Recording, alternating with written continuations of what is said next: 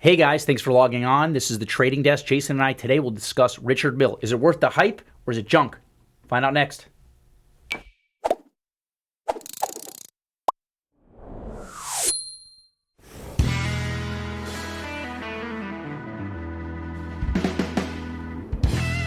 Oh, hello again. How are ya? Welcome. Hey, this is Joshua Thanos. This is Jason Main. This is the Trading Desk. We're about to go. Jason, how are you, bud? Good. Threw me off with that intro. Yeah, no, it was a little awkward. That's fine. Good. It's my favorite thing to do. Be awkward. All right, guys. So today, like the little pre-intro says, we're going to be talking about Richard Mille. But before that, wrist shots. J-Bone. Traditional. What you got on the wrist there, man? Is this week 2? This is week 2. That thing's sexy, bro. It hasn't come off the wrist yet. So this is the Rolex 216570, the polar dial. For those of you listening on the podcast, it's the white dial with the stark black surrounds on all the markers. Really, really pretty contrast. Kind of pops off the wrist, and gotten a lot of compliments on the watch. A lot of people notice it. Oh, really? I think it's a pretty cool Rolex in the fact that it's different, which I like about it, but it's also recognizably a Rolex. Right. So right now, with the world of sport model Rolex is going insane, this is one of the only models that sells like a tad under retail. Yeah. So this is the 42 millimeter model with the orange GMT hand. For those of you that can't tell, the older 40 millimeter with the red would have the red hand. Yeah. So 42 millimeters. It's actually been pretty comfortable. I was a little concerned with having worn the non-date sub that I have for so long at the 40. That's right. Even though I was waiting for this for a while, I was hoping that the 42 would still work for me, and it does. I think having the PAM 510 at 44 yes, you gives got a nice me that collection range. now. So you have what? 2 Rolexes. You have the no-date sub. You got this bad boy here, the Explorer 2. Yeah, and then the 510. 510. And Gold President, Richard Mille. No, not yet. What's the Aerospace?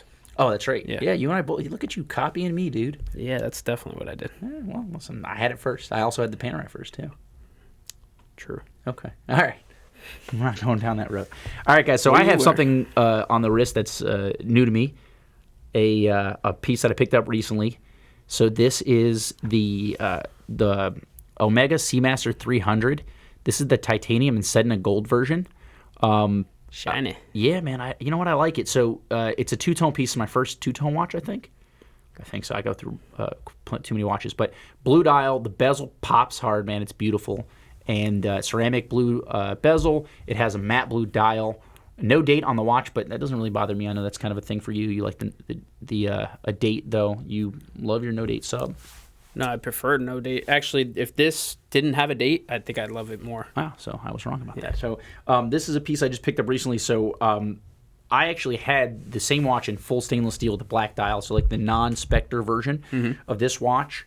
And the problem with that watch is it felt like too heavy on the wrist. It moved too much, right? And when I saw this watch, I tried it on, and it was like I was ready for it to be too heavy to move on the wrist and just not be as comfortable, because I traded that watch a while back, like almost 2 years ago. I traded the stainless steel version of the watch, though I liked it a lot. I liked it on a strap, but I wanted a bracelet watch, right? So it didn't fit. I had to move it out, so I got rid of that watch. This one, I was approached about a trade for this one, and I tried it on thinking it was going to be the same situation, but in titanium with the gold, because I tried the all titanium watch on, and it was too light. Right. So I was like, all right, steel too heavy, titanium too light. And this watch it's Goldilocks, man. It's just right. Just right. It's so nice. Right. High retail on this watch, doesn't trade super well, so I got a sweet deal on it. It's like $15,000 on retail. But you find them like gray market for roughly half that. It's a little disappointing, but I took advantage of a down market on the watch itself. And I love it, man. I can't take it off. It's super comfy. It has like the glide lock similar to the Rolex, the sliding clasp. We can get you want to get a close up of that? So let's see if there's a way for it. Can we get a shot? Okay. Oh, no. There we go. So there's a little push button in the middle there. And slides. Now you just need to order that for your the Seamaster. Yeah, for my SMP. The watch is fantastic. I have that too. I forgot about. Oh, that's right. You got, but the older. I got too many watches. Yeah, man. Can never have enough. All right, so in the rose gold is actually nice. I had a conversation with somebody in the office this week about that, about how in yellow gold this would pop more, but the rose is kind of subdued, so it's like stealth wealth is how one of my customers. It's similar to the like the root beer. Yes. Right, and it's very light. So in the right light, it just looks like steel, but when it's a little bit darker lighting, you see the two-tone. It's nice. Yeah. So even when you put that on camera, you got to get it in the right light to get it to two-tone. Yeah, in the sun, it actually the rose gold kind of just melts away, and it looks like it's all steel. So it's cool, man. I'm really liking it, and we'll see how long it stays in the collection. I like the idea of like that it's a two-tone, so it has like a perceived cost of being like a really high-end watch. Sure. But it's an Omega. So Right. it's like it knocks it back down a level. Like Yeah. it's a playful two-tone type of watch. Yeah, it's cool. I like it. Again, we'll see how long. I haven't put it on a strap yet. Maybe I'll try that. All right, guys, so that's wrist shots. Next up, we're going to skip this or that because we want to talk more about the market, and we're going to talk about the top 5 trending watches on our company's website, watchbox.com. Got that graphic? Trending watches. Pop it up there. We'll just wait here until it goes. Hey. There we go. Oh, Jesus. All right, well, I was not expecting. By the way, neither of us looked at these watches before, and I think we want to keep it that way because we're surprised by the results. So, just so happens, 2 of the watches on the list are watches that we have here on the desk, and we're going to be discussing them. But this is probably the strongest showing in terms of brands and models specific for our top 5. So, why don't we start with the number 5 piece, which is a Rolex Oyster Perpetual date. So it's like a vintage piece, all yellow gold. Rolex Oyster Perpetual date. So that watch I believe is probably on our website for less than 10. I can look it up, but we can just guess. I think it's probably like an $8,000 or $9,000 watch. Vintage gold date is number 5 most viewed watch on the website. Very interesting. What do you think about that, Jay? Yeah, I mean, I think you're right. This is probably the strongest show out that we've seen in the top 5. Mm-hmm. I'm really liking this new graphic with the top 5 all showing up at once. I think it helps, tell the story. Right. So if you're listening on the podcast, then maybe you should watch YouTube. Get some visuals. I like that piece. $7,000, the Oyster, the Oyster Perpetual date's kind of a classic watch. 36 millimeter, right? That one has the. Checking to see it might be a 34. Okay, that one has the rivet bracelet, which is kind of cool for an older piece. 34 mil. 34. Okay. So yeah, it doesn't unisex maybe. Yeah, I would call that unisex or like a hard woman's watch, and maybe if you have a smaller wrist for a guy. I don't know if it's true unisex. I would say 36 is like a true unisex. I would agree. But I could definitely see why a lot of people are clicking on that watch because for under 10 grand, all gold Rolex, definitely some foot traffic on that. Sorry, $6,950 ask price on a piece that looks that beautiful. It's freaking cool, man, and it's flashy, but it's also vintage, so it has some charm to it. All right, so that's our 5th most viewed watch this week. For number 4, also a solid gold watch. Jay, what are we looking at? Just beautiful piece. So AP Royal Chrono. 26320. Right. Yellow gold. Nice watch. Big chunk of gold. The Chrono's the Chrono's going to sit a little bit thicker, obviously, than like the 3-hand variant. Mm-hmm. So, I like the Chrono a lot. I think it's a good way to go and not do the offshore. But this right here, screaming dress with that full yellow gold case and bracelet. Gotcha. All right, cool. Let's pull the graphic back up. All right, so in that, in terms of price point, you're talking about basically a $45,000 watch with the blue dial. I think that watch actually sold this week because I don't see it on the website. So even better. Cool, man. So that's a boutique-only blue dial, yellow gold version. Number 3 is a Richard Mille watch, which is going to be discussed a little bit later. That's right. So that's a Felipe Massa RM11. It's titanium with it's like bronze PVD. Probably not my favorite color variant, but it's the thing about RM is that it's going to be part, and we'll talk about it a little bit more. It's part fashion watch, but it's also high horology in terms of the finishing and everything. So the fashion watch definitely comes out in the terms of the bronze PVD. So that particular model with the Massa limited edition, I feel like all the Massas, they drive at more of an aesthetic than, so it's got to be a little bit more flash. Sure. It's a sportier watch.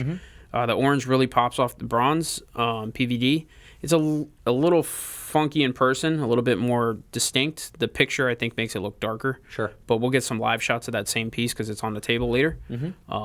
RMs always. Have we seen RMs in the top 5 till now? I don't remember. I don't think so. RMs are pretty distinctive. I think Producer says we have not had it. Yeah, so I'm surprised by that because the bubble is up right now. Sure. People are crazy about them. So it's good. It shows that it's good. And it might be that we have more on the website than we did recently. Chronograph. But and that watch is market price roughly $130,000, $140,000. All right, let's pull that graphic back up one more time. So look at that. That makes a lot of sense. So as we've been tracking, maybe I don't know, maybe we're paying more attention or whatnot, but. So Rolex Submariner, so this is the 116610 LN, so it's black dial, black bezel, your basic, probably the most traded watch on the planet. More of these watches trade on a daily basis than any other. And this is kind of like the first tradable watch, I would say, right? The Rolex Submariner.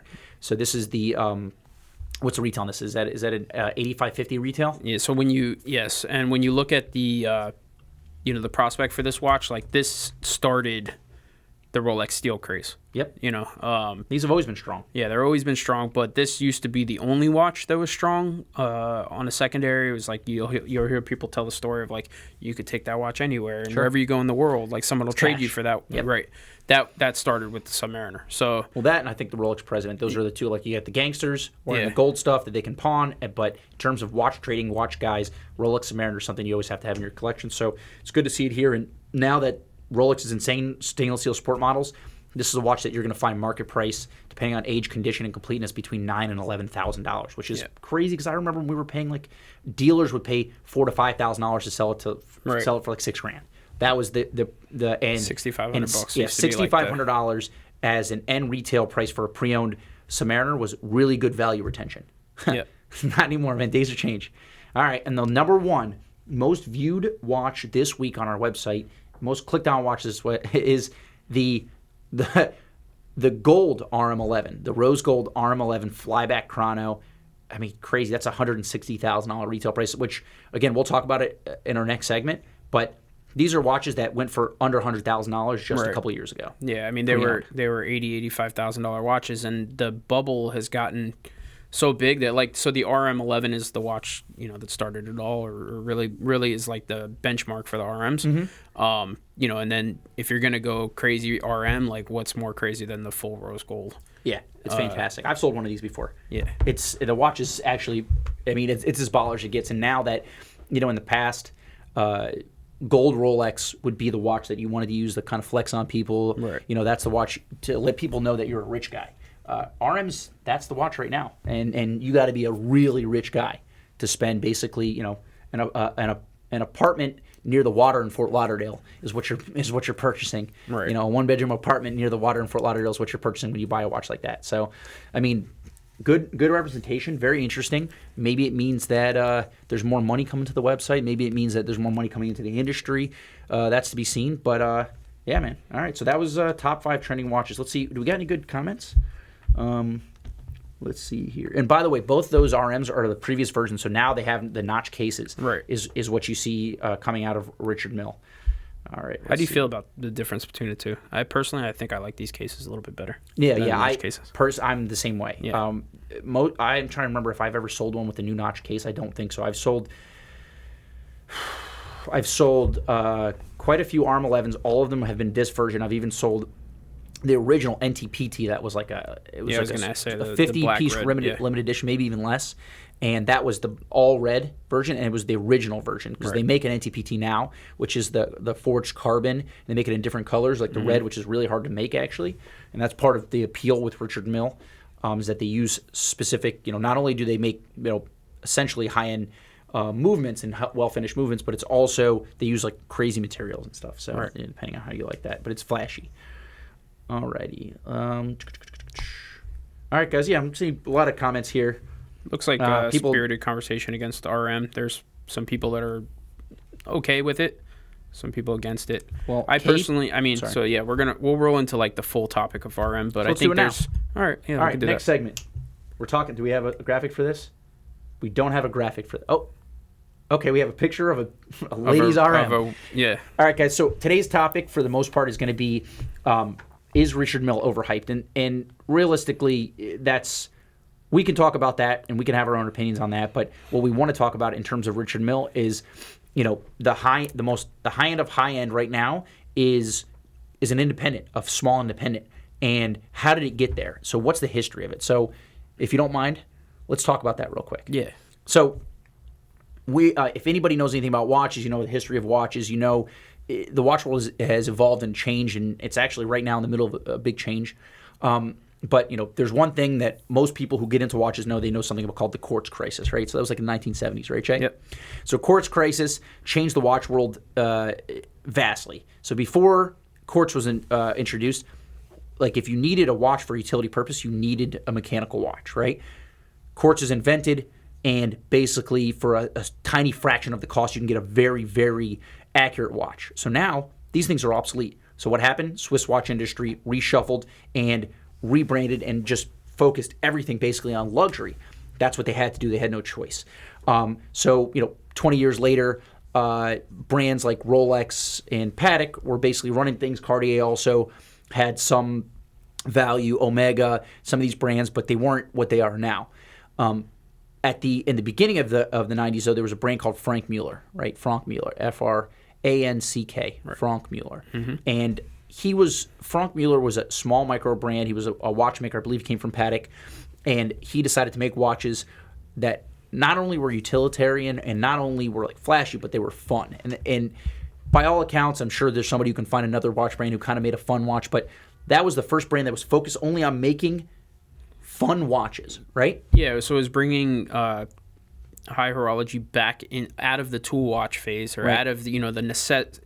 So now we look at tool watches as a throwback to the original watches where they were basically built. They were tool watches, but they were built. That's just manufacturing back then. Mm-hmm. Now we call them tool watches as a throwback, but really they were robust, strong watches, mm-hmm. and they were the beginning of mass production. Right. So Frank Muller and some of these other companies we're going to talk about brought high horology back to being a luxurious item in the sense that it was a fun product. Sure. There was something whimsical about it, mm-hmm. again. So like mechanical art. Right. So that's what they focused on. Luxury again. Exactly. They saw a segment in the market where they can go that way, and they said, all right, let's do it that way. So let's get a close shot up. If you guys are listening on the app or on the podcast, you might want to log on to YouTube just for this, because this watch is freaking crazy. Let's go ahead and get a close up of this watch. Yeah. All right. So what I have here is an early Frank Muller. This one is called the Hidden Hours. So let's see. Where'd they go? Yeah. So right now you can see the hour hand and minute hand are pointed directly at 12. What time is that, Jay? That is not o'clock. The correct time. Right. So the way that this watch works is you press a little pusher on the right side of the case, and now you reveal the time. Why do you need this, Jay? You don't. Exactly, and that's the point of it. So he went outside the box and decided to make the weirdest watches. So they have the crazy hours, where the hours on the dial are all mixed up, and the hour hand jumps. So it's basically like it's a jumping hour, right, but with hands. So Frank Muller was the first one, and when it first came out, Frank Muller was actually very popular. It was kind of what Richard Mille is now. Obviously not at the heights, but this was a brand that people really loved. It held value originally, and it was sought after. People were paying for these watches.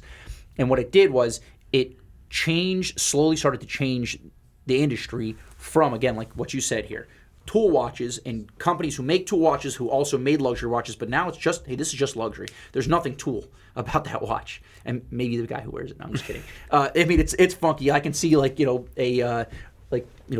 weirdo wearing that watch and enjoying himself. Actually, I can probably see myself wearing that watch. I'm that weirdo. It's very different when you talk about how kind of quirky and cool that watch is. So Frank Muller understood that taking what's cool about a watch and funky about it isn't just the case design, so it was always movement driven, which I appreciate, and that's why they were what they were. I would argue that on the scale of what the watch industry was when Frank Muller was what it was, was probably just as big as RM now, if you account for how big the scale of the market's gotten. Probably, you're right. So the cool thing with that watch, with the hours, is that's like a slip clutch. The watch is always telling time. It's just when you re-engage that mono pusher, it goes back to the correct gearing. So there's some real complication there. I wonder how often it breaks. I don't know. I mean, the watches, I would argue that a lot of the Frank Mullers are pretty robust. The crazy hours, right, you would think they break, but they really don't. I would say it's pretty robust. So we have Carlos SS says it's an absurd watch, and that's exactly what it is. And that's kind of the point here. So you got a guy like Frank Mille who comes out. At the same time, right around the time, you have a guy named Roger Dubuis, who just passed recently, right, last year. And he decided to make similar style watches. So weird cases, a little bit more dress style, not like to the fully absurd, but just whimsical watches. So let's go ahead and get a close-up shot of this one, too. This is the Sympathy case. He does make another watch that's actually tougher to make, the Sympathy case with the crystal that's cut out to the same shape as the case, which is even more ridiculous. But you can see guilloche dial. You have a lot of complication, and like this is Patek level finishing. So where Frank Mille was going for like weird complications and some high level finishing, Roger Dubuis, who's also coming from Patek, I mean, you see the level of finishing in this watch is absurd. This is ridiculous. So this is a Geneva seal movement. Geneva seal movement. So this is a watch that you'll find for less than $20,000 currently. And if it said Patek Philippe on the dial, it'd be a $70,000 to $80,000 watch, right? I mean, look at the clasp on this thing. Hold on. So there's been a real resurgence for these watches with real collectors. The Sympathy case is stunning. The one you mentioned with the crystal that goes all the way out to the flanks of the case is the more desirable variant. Yeah. But it's also, to be honest with you, it's probably the one that I wouldn't pick because if you break that crystal, who's making that for you? Yeah, nobody. So I'd rather want the round crystal. But so you see like two watchmakers who kind of started off, kicked it off, and went outside the box, and two independents, right? So the next thing that we want to talk about, and kind of what flavors to get us to Richard Mille, you also have a brand called Hublot, right? So Hublot is a brand that it was a watch brand that wasn't really anything before Jean-Claude Biver got to it, right? And he decided to market the watch the Big Bang, and what he did was, so they were somewhat tool watches, somewhat luxury watches. He decided to put a rubber strap on the watch, right? So now make it sporty. So that's a big deal, man. When you make high value watches sporty, it changed the segment too. So now you open it up to more people. So again, you have Rolex buyers, Patek buyers, Cartier buyers. Then you have small boutique brands who make crazy, weird, absurd watches. Then you have a brand like Hublot who they're trying to make watches for the masses essentially, right? So, but have them more wearable watches you can wear in Miami. And one of their first ambassadors, Pat Riley, still wears those watches today. And so you see what we have here. We have the Unico Sapphire, which Hublot, as a precursor to Richard Mille, they were focused less on movements because that's a lot of watch snobs are going to look and say, oh, these things are junk, right? Well, from their movement standpoint, most Hublots are not high horology. These are Solita movements a lot of times. But it's more about case design, case materials, because the designs are all the same, roughly. Right. Now with the Unico movement, which is actually a very sturdy chrono, it feels amazing. It's actually a good watch. And this is a perpetual counter chrono made fully out of sapphire. It's a three-part case made completely out of sapphire, which is unbelievably hard to do. And this thing has rainbow sapphires on the bezel, which is absurd. I was never like a huge Hublot supporter. Sorry to interrupt you. We have two comments back to back. One from Adamas says, that Hublot is nice AF. AF means as and then a curse word, right? Jonathan Ross, just below that, says Hublot is a joke. So there we go. So here, let's address that. So that particular Hublot is nice AF. Yeah. Well, most Hublots, neither of us are wearing them. Are not.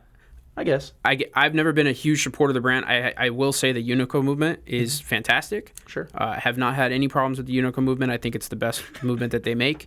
That particular case with the sapphire is stunning. There is a red variant that I absolutely love. Yeah. The crazy rainbow diamonds are weird, but that's the type of watch that's gonna be on the wrist of someone weird and eccentric. So that's the style of the watch. The idea of bringing that watch on the show is to show that the gap in between the legacy that is that and how we got to the bubble of Richard Mille. So basically, the combination of this gets to Richard Mille. So Richard Mille was a brand started by a gentleman named Richard Mille, who was a watch industry executive since I believe the 70s. He worked with fashion jewelry, watch brands, and mostly on the marketing side, right? And when he turned 50, he decided he wanted to have his own watch brand. He wanted to be in full control. He had some ideas, right? He wanted to make something that Nobody else was made before. So what did he do? He made a watch that looked just like a Frank Mueller, right? So he decided to make his brand. He launched it in 1999, and the first watch that they released was called the RM01, which was a tonneau-shaped watch,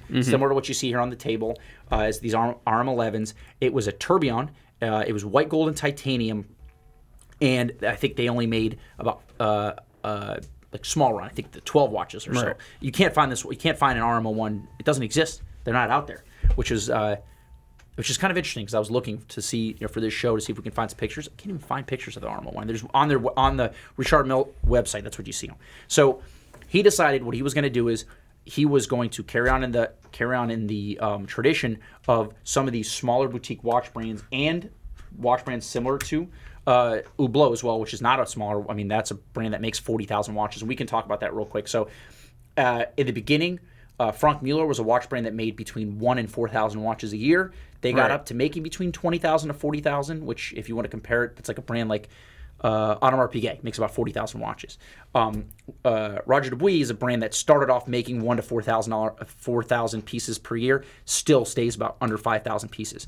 You have Hublot, 40,000 pieces a year, maybe more.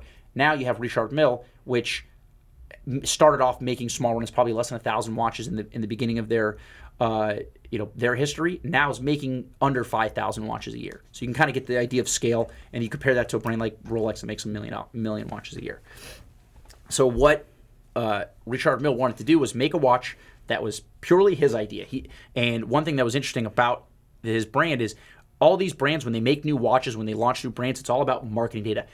What do people want to buy? That was the main thing that these brands would do before starting their company. He didn't do that. He decided he was going to make a watch that he liked. He had already done this. He spent 30 years in the industry doing that market data, deciding, working his taste into what he wanted to make. So he did this. What he decided to do is put all his money not into market research, but into design, engineering, and case manufacturing. So what do we get? We get tonneau-shaped watches coming out in 1999 that were extremely expensive. The point that he wanted to make was, when we're making small runs, we're not going to skimp on price or on cost, and we're just going to go balls to the wall. So what do you get? You get these watches right here in front of you. Some watches that some people, they look ugly, they're garish. Some people right now, in 2019, they're absurd, but they're also in high demand, right? So you get a brand that in the beginning, they didn't hold value. So I've been in the industry, we talked about 6 years. When I first started, all these watches were sold well below the original retail price. Yeah, so we've definitely seen some fluctuation, some hype bubble coming. RMs they're definitely a status symbol right now.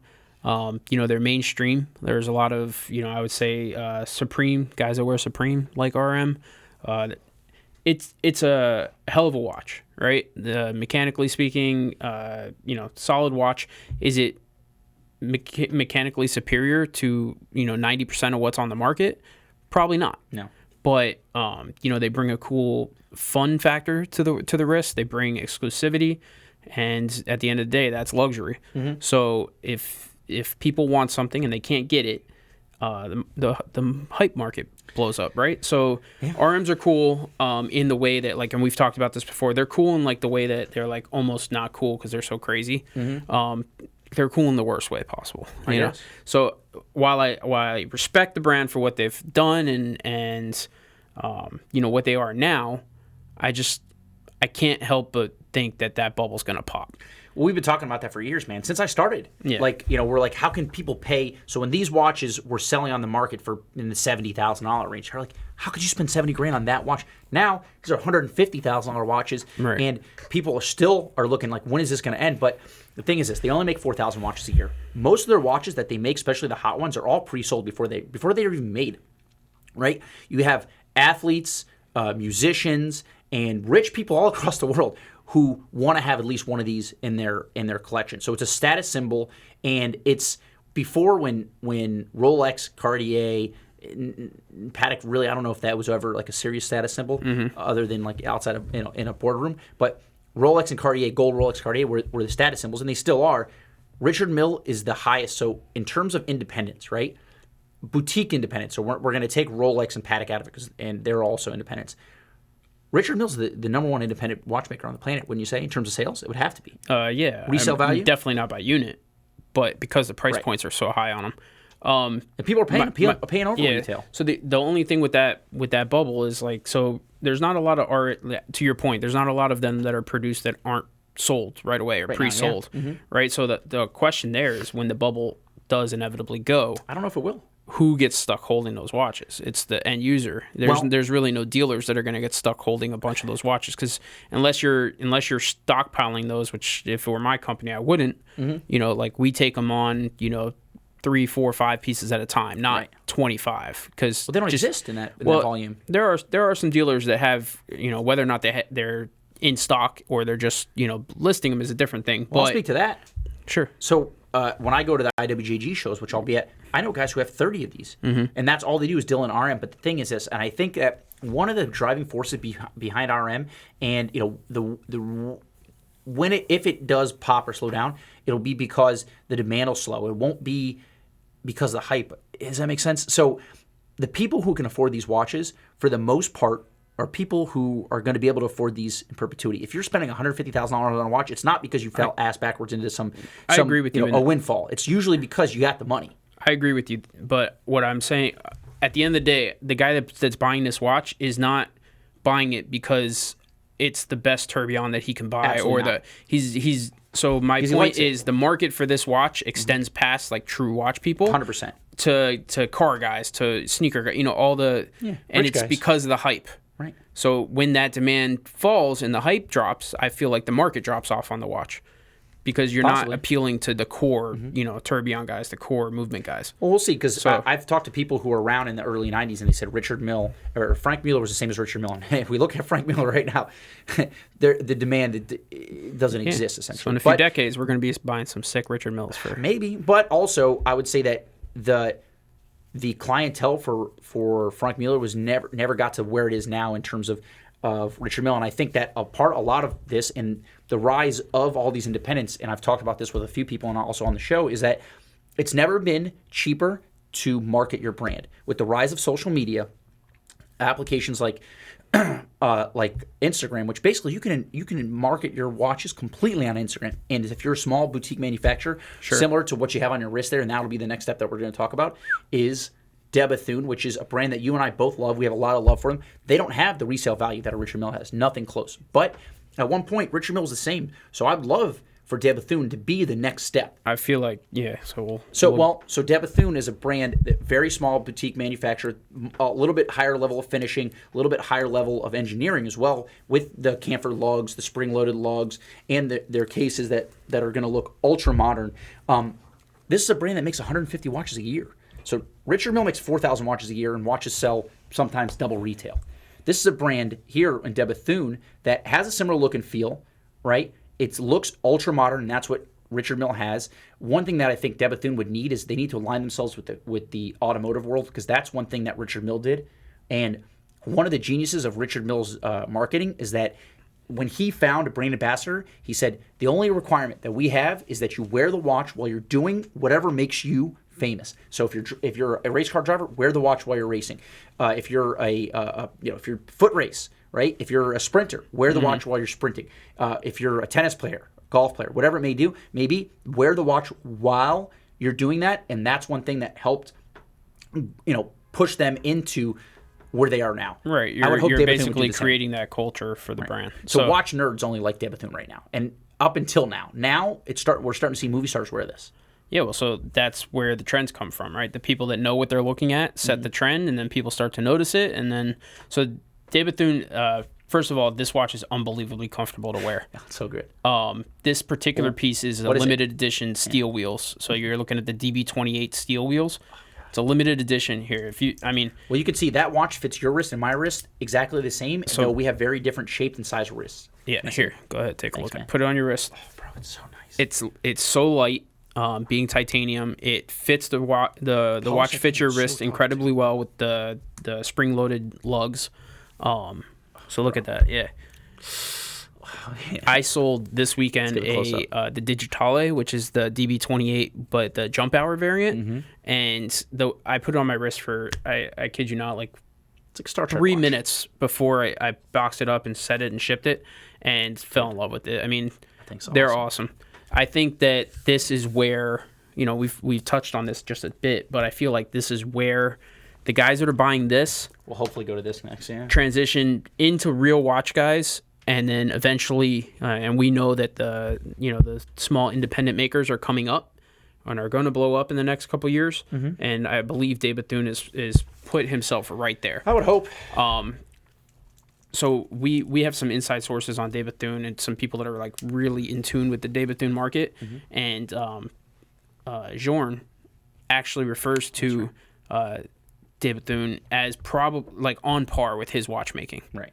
And he's crazy. And that's a guy who, Jorn is, if he says, something, that guy believes it.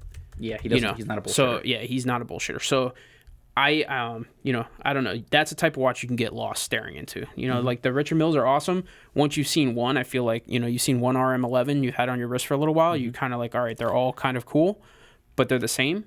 Well, what you see when you see somebody wearing an RM, you think that's a rich guy. When you see a guy wearing a Dave Bethune, you say that's a watch guy. But I think RM was similar. That's a rich watch guy. Well, exactly. So, but the thing is, you're going to buy these on the open market. The street price for these watches could not be more different. Right. So, that's what we see going on. So the question to start the conversation was, is Richard Mille overhyped? Well, I'd say that if you're a watch guy, even if you can afford it, you might feel like, yeah, that may be the case. Right now, do they hold value? Without a doubt. If you buy these watches and you try to sell them in 20 years from now, are they going to hold value? If I'm betting, I'd say no, but, the only time will tell. 4,000 watches a year, how many rich guys are there out there? When you see a watch like a Dave Bethune, if you can buy that watch, say open market for half the original retail value, is that a watch that I think will gain momentum and go up in value in 20 years? I'd say yes. So I'd compared agree with to that. Dave Bethune, I will go ahead and say that I believe 90% of the purchase of Richard Mille is based on what it is right now. Yeah. For most people. So I believe it is hype. I believe it's a bubble. Whether that's next year, the year after, 5 years, I don't know, but I think it's coming. Unless something drastic happens that changes the path for Richard Mille. And that could happen. I don't know. But for me, and we've agreed on this before, just to reiterate that point, small independent watchmakers are probably the next boom in the next 5 years or so, I would say. Jorn's already happening. Yeah. You have Laurent Ferrier that's gaining steam. But there's so many good ones. What's a Crivia? It's the next one I think that you're going to see a big boom on as well. So I'd say that if you are a fan of independent watches, even if you don't like a Richard Mille, the fact that Richard Mille is so sky high is good for the entire industry because it sheds light. All boats rise, something I like to talk about in terms of markets. And if Richard Mille is way up here, then people are going to compare a Dave Bethune or a Crivia or Jorn or whatever as an independent. It's going to be grouped together and the whole market's going to go up. So. Especially if we continue on this trend where like the stuff that's let's face it, mass-produced, continues to be hard to get at retail. Can't find the watch. Like, people will start to look elsewhere, which we've talked about before. And there's a lot of good offering. Other companies are stepping up their game. Tag had with their new pieces at Basel, had a really good Basel. Seiko did a lot of great stuff. I think they're gonna start to pick up a lot of slack from like what Tudor didn't put out. They're starting to gain market share. So.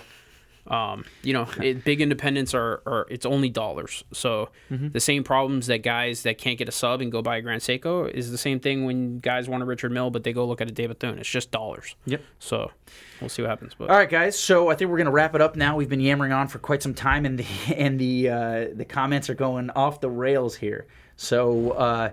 Again, thanks for joining us. Hopefully you enjoyed the discussion. If you have any questions or concerns or want to buy one of these watches on the table, you can certainly reach out to Jason or I. You can see our information on the screen there? It was. It just passed. All right, so there you go.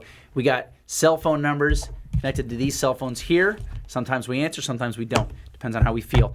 You can also email us. You can Google our names. You can find our emails. You can also subscribe to our channel. We're at 73,000 viewers. It's unbelievable. We're very proud of ourselves. It's amazing.